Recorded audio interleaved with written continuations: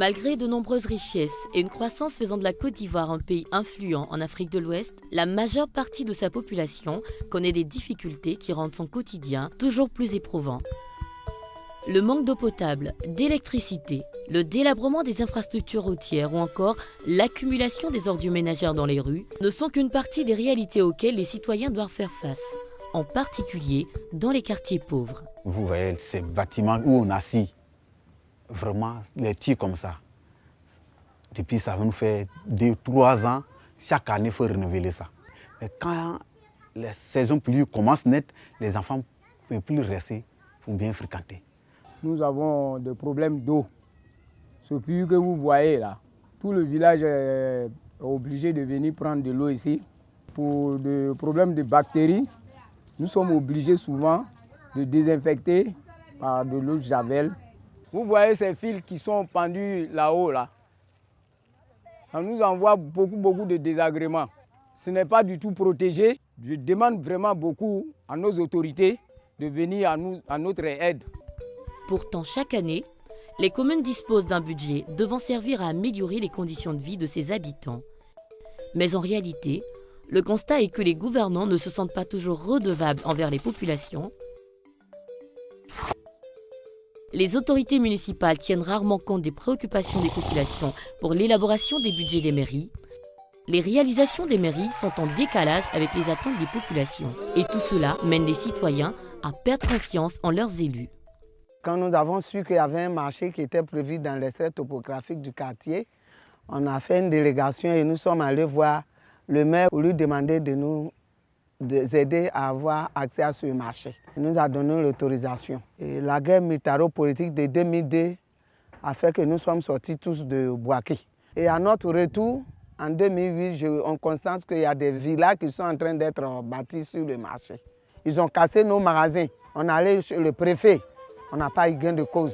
Pour aider les populations à reprendre en main le destin de leur commune et améliorer leurs conditions de vie, l'USAID, l'Agence américaine pour le développement international, avec l'appui technique du ministère ivoirien de l'Intérieur, a mis en place un outil qui permet à la société civile de devenir un véritable acteur dans la gestion communale. Cet outil est le budget participatif. Avant, c'était la mairie qui décidait de tout. Et la population n'était pas impliquée dans le choix des projets à réaliser pour elle.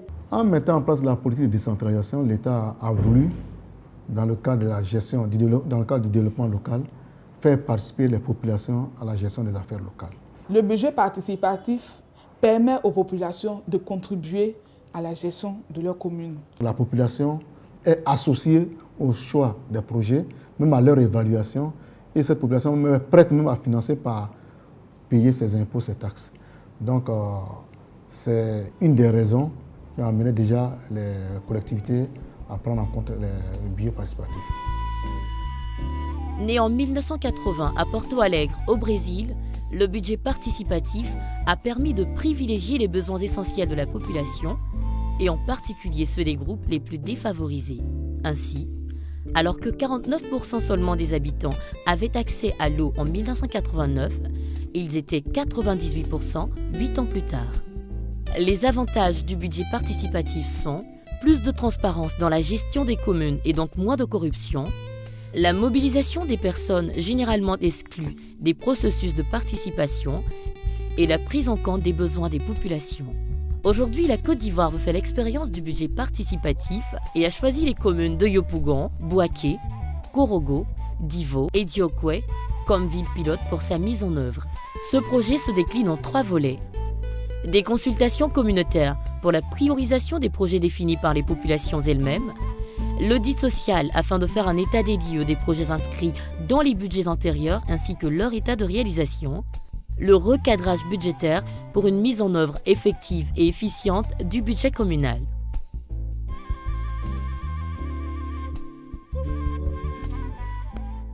On veut que tout Yopougon soit développé, mais il faut commencer quelque part. C'est l'avenir de votre quartier qui est en jeu. Le budget participatif est un outil qui vous donne le pouvoir de décider, le pouvoir de gérer ce qui doit être pour vous. Vous devez être vraiment très précis, très clair et dire sincèrement ce que vous ressentez. La nuit, on ne peut pas dormir. Bon, vous voyez la route là, hein, les ordures qui sont devant la route là, ça nous gêne. Alors en ce moment, le quartier est toujours un mauvais quartier. La mairie connaît mieux sa commune. Et par rapport au niveau de développement de sa commune, il y a que des quartiers ne sont pas à ce niveau-là.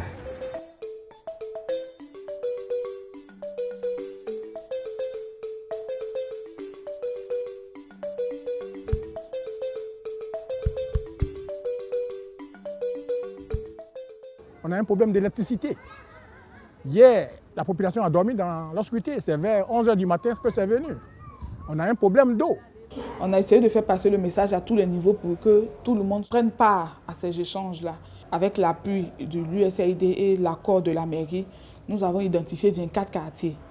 Les échanges avons consisté à d'abord donner des informations aux populations sur le budget participatif, quel changement le budget participatif va apporter dans leur vie au quotidien, et aussi quel est le point de vue de la mairie vis-à-vis du budget participatif. La mairie de Yopougon est vraiment prête à adopter le budget participatif. Les points positifs sont nombreux, mais il y a un particulièrement qui mérite d'être élevé, c'est que le budget participatif permet à la population d'avoir son mot à dire dans la gestion de la chose communale. Et cela participe à la cohésion sociale et à la réconciliation. C'est une première que la mairie nous associe. Et ça n'a fait qu'un apprentissage. Et je trouve que c'est bien.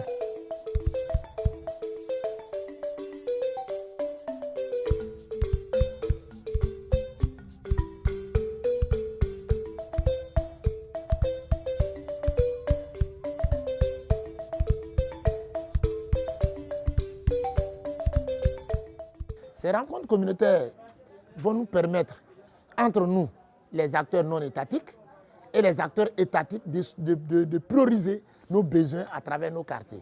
Et ici, nos problèmes sont vraiment assez. Voilà l'école de Kamonoukro. Les bâtiments étaient cassés avant la guerre aussi. Voilà. On avait dit que quelqu'un devait venir, une société avait pris l'engagement de construire. Jusqu'à présent, ils ne l'ont pas fait. Vous voyez où je suis assis, c'est une route comme ça que vous voyez. Parce que ça n'a pas été profilé il y a au moins 50 ans de cela. Donc c'est un peu déplorable. Quand il y a des malades au sein du village, il faut les mettre au dos pour les faire sortir, aller au bord de la grande voie pour qu'ils puissent emprunter une voiture pour aller à l'hôpital.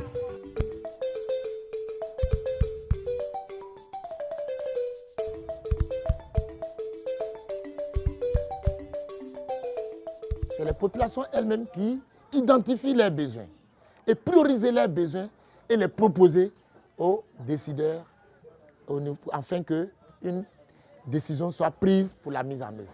Pour qu'ils puissent programmer ça dans leur budget, dans le budget communal. Étant donc outillés à mener des plaidoyers, en tout cas en termes de développement, et donc les choses sont faciles, sont facilitées pour nous. C'est pour ça que je voudrais encore une fois saluer cet esprit-là, en tout cas d'avoir organisé en collaboration avec la mairie, en tout cas des consultations communautaires qui sont appréciées, en tout cas de nos populations.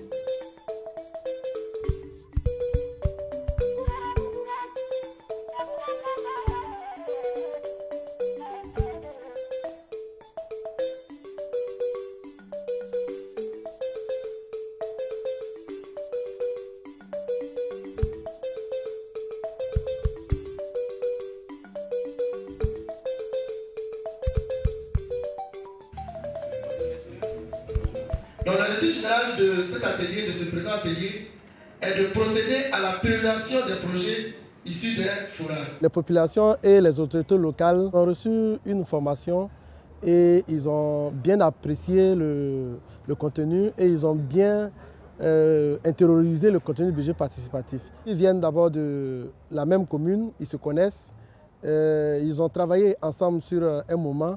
Et leur objectif ici, c'est de venir présenter leur projet afin que ce projet passe.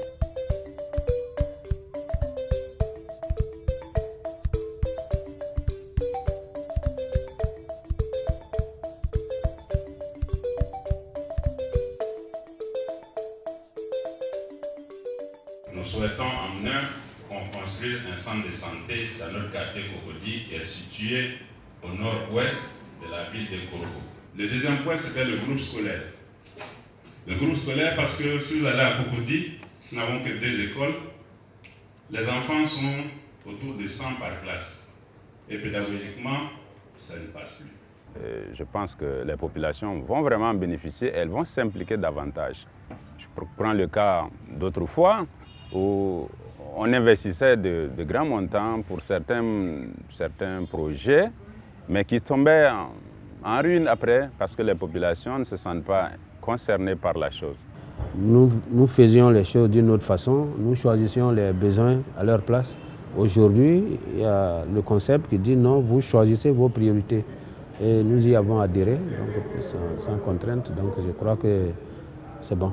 Une fois que les populations, comme de mon quartier, ont énuméré une liste de doléances, partant de l'ouverture des rues, de l'eau potable, des écoles où les effectifs sont devenus pléthoriques, nous pensons qu'ayant demandé toutes ces structures, une fois qu'elles seront mises en place, je pense que ce sera une très bonne chose.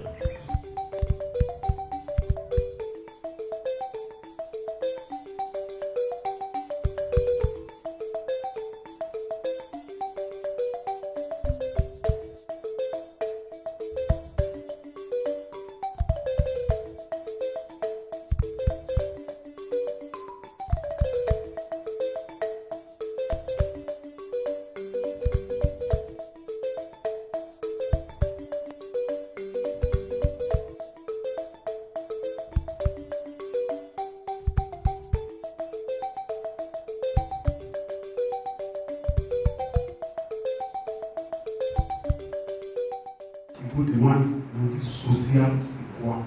Les populations vont venir désormais pour auditer les services qui sont rendus. Est-ce qu'elles sont satisfaites des services? Si elles ne sont pas satisfaites, comment est-ce qu'il faut améliorer? On a dit par exemple qu'on allait construire une école primaire. Est-ce qu'aujourd'hui, quand on regarde, c'est une école primaire qui a été construite avec les ressources? Si ce n'a pas été construit, qu'est-ce qui a fait? Quels sont les blocages? Et comment faire pour lever ces blocages? Les participants ont besoin d'une formation parce que là, nous nous trouvons dans le cadre du budget participatif. Et le budget participatif, c'est un processus de cogestion et de la population avec les autorités. Et donc, pour pouvoir mieux appuyer les autorités dans cette tâche-là, les populations ont besoin d'être formées, d'avoir des compétences, de renforcer leurs compétences sur l'audit social.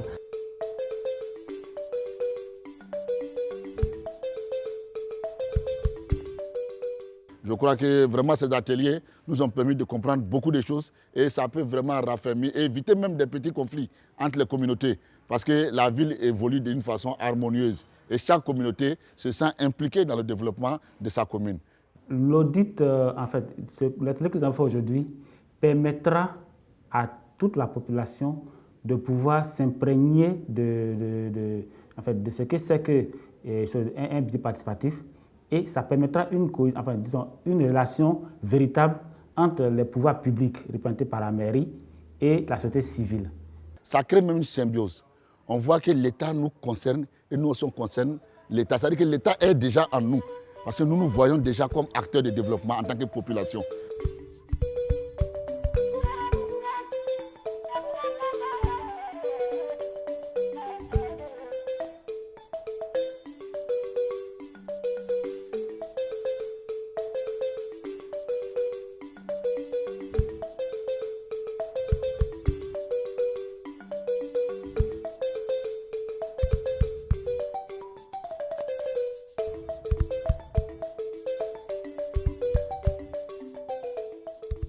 C'est une collaboration que nous menons avec la mairie. Ce n'est pas que nous allons jouer aux policiers avec la mairie, mais juste aider la mairie à pouvoir changer certaines choses qu'ils faisaient avant et à les aider à mieux gérer la commune. Quand on a eu tous les documents s'afférents au projet réalisé, c'est-à-dire le référentiel, on s'est réunis et on a choisi des jours pour travailler. Aujourd'hui, il s'agit d'aller sur le terrain pour aller voir deux ouvrages. Le premier ouvrage, c'est le Dalo, qui est sur la route ancien abattoir.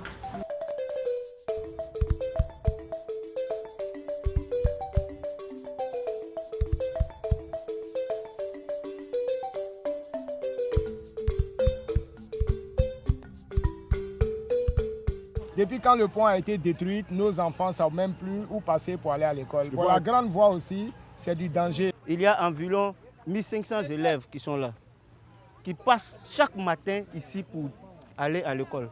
À cause du pont, ils sont obligés maintenant de prendre la grande voie, qui est dangereuse. Il y a à chaque fois des cas d'accident sur cette route.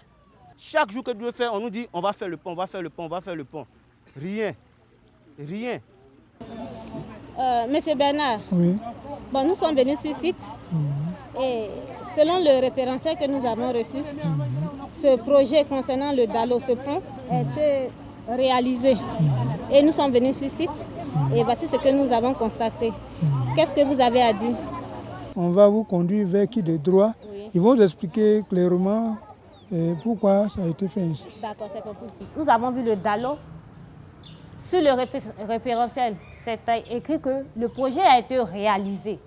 Mais quand nous sommes arrivés sur le terrain, ce n'est pas ce que nous avons constaté. Et le deuxième site, c'est le site du cybercafé qui doit être aménagé pour le cyber depuis l'année passée.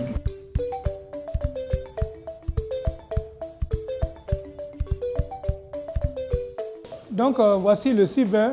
C'est la salle qui a été aménagée pour abriter le cyber pour la jeunesse de Diokwe. Eu égard tous ces projets que nous avons visités sur les sites, et aujourd'hui le cybercafé qui est là, quel est pour vous le rapport entre le réaliser, le prévu qui était là et le réaliser aujourd'hui? Ils n'ont pas mis aménagement et équipement. Ça seulement, ce n'est pas écrit dessus. Peut-être que c'est ce qui a été donné, qui a été réalisé. Le cybercafé, normalement, devait être fini depuis longtemps. Ça n'est pas fini, c'est parce qu'il n'y a pas eu de suivi. Et quand il n'y a pas de suivi, il y a toujours ce genre de trucs-là qui arrivent, il y a des retards. Donc il faut avoir un droit de regard dans ce qui se passe. Et le budget participatif est le bienvenu. À partir du budget participatif, nous allons commencer maintenant à mieux s'impliquer dans la gestion de la commune. L'intérêt de l'audit, c'est de dire à la mairie qu'ils ont dit qu'ils ont fait, mais ils n'ont pas fait. Que nous savons qu'ils n'ont pas fait, qu'ils nous ont dit qu'ils ont fait. Donc désormais, qu'ils essayent de faire ce qu'ils disent qu'ils vont faire. C'est tout. C'est juste être ensemble, les mains dans la main pour l'avancement de la commune. On n'a jamais vu ça, c'est la première fois que des personnes, des volontaires s'engagent pour aller constater les réalisations de la mairie, pour aller les constater sur le terrain. Si vraiment ça a été vraiment fait, c'est la première fois que nous constatons ça. Donc vraiment, voilà, le quartier hier était heureux.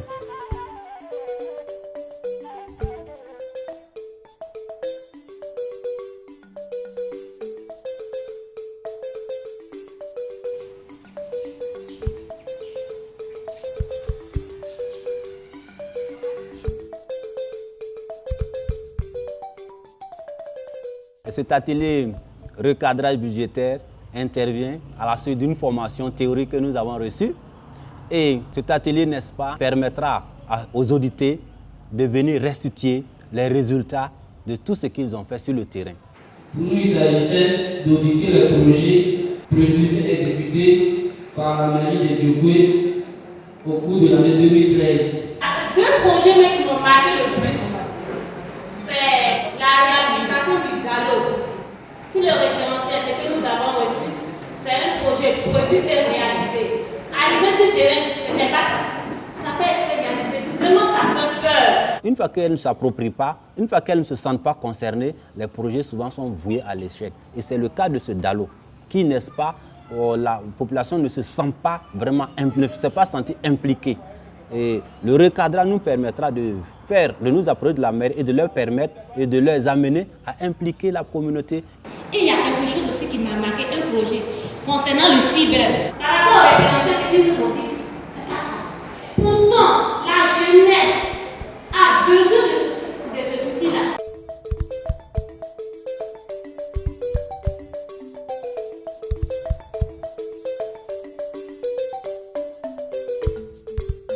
Demain, il faut que ce groupe soit en mesure, n'est-ce pas, de faire un suivi un jour, ou ce groupe soit en mesure un jour de faire un audit de ces projets et faire ressortir les points faibles afin de permettre une amélioration. Et c'est pourquoi on parle de recadrage. C'est-à-dire c'est pour permettre une amélioration des services que la mairie a. Dans certaines communes, le budget participatif a encore du mal à démarrer. Néanmoins, les populations restent convaincues que ce concept pourrait améliorer leurs conditions de vie. Les autres communes où le BP est appliqué, les choses avancent. Mais au niveau d'Abobo, on remarque qu'il y a assez de problèmes dans presque tous les secteurs, que ce soit au niveau de la santé, où il y a souvent des mauvaises pratiques, que ce soit au niveau de la sécurité. Vous connaissez bien le problème des microbes, hein, même la guerre qui s'est présentée à Abobo. Vous savez qu'à Abobo, c'est un terrain qui était très difficile. Même au niveau de l'éducation, il y a plusieurs enfants qui ne sont même pas scolarisés. Et je me dis que si tous ces problèmes-là, nous les soumettons de façon concrète et précise à la mairie et que c'est pris en compte dans le budget, je pense que ça sera bien pour l'épanouissement et le développement de cette commune. Les statistiques dans d'autres pays comme le Brésil ou encore Madagascar montrent que les communes qui ont adopté le budget participatif ont vu leur équipe municipale souvent reconduite par la population car celles-ci se sentent désormais responsables dans la gestion communale. Un maire qui applique le budget participatif dans sa commune, il n'a même plus besoin de battre sa campagne. Le budget participatif se présente en Côte d'Ivoire comme une opportunité inespérée pour les populations. Dans les communes pilotes, ces dernières participent désormais à l'amélioration de leur cadre de vie.